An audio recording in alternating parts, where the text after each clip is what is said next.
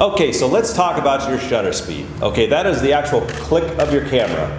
Okay, so you can have fast shutter speeds for stopping action, and then you can have really slow shutter speeds. Okay, now what happens if I have a slow shutter speed?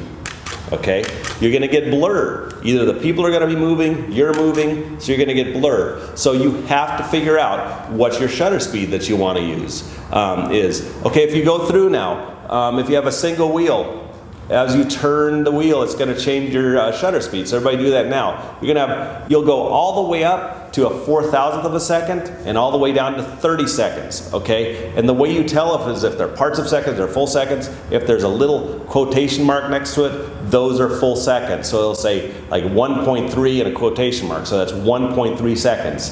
The rest of them will say like 1/8, 1/60th. Okay, as you go up, those are the faster shutter speeds, okay? So, let me see here 1 second. If you look at this shot here, this was a really slow shutter speed. This was 30 seconds. Those streaks of light are actually cars going by on the bridge. I decided I wanted to have that, okay? And if you look at the starburst effect of lights, you can tell what the aperture was. It was at f/22, okay? The next one here. This here is just to prove that there's light everywhere. This was taken after midnight. It was pitch dark. I couldn't even see this gas station. Okay, this was around a 2-minute exposure. So there's always light there. You just have to meter for it. Okay, this next one, of the people jumping, was taken at a 500th of a second. If you want to stop action, you need to shoot at a 500th of a second. If you aren't at a 500th of a second, what happens is you'll have their bodies will be in focus, but an extremity that moves really fast is going to be out of focus. So if you want to stop action, you need to be at a 500th of a second.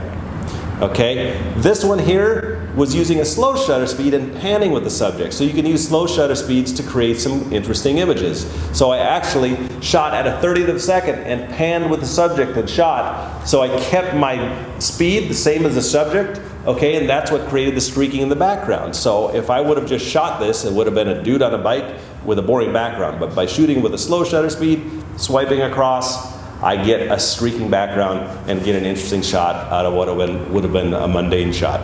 So we'll be back next with your ISO.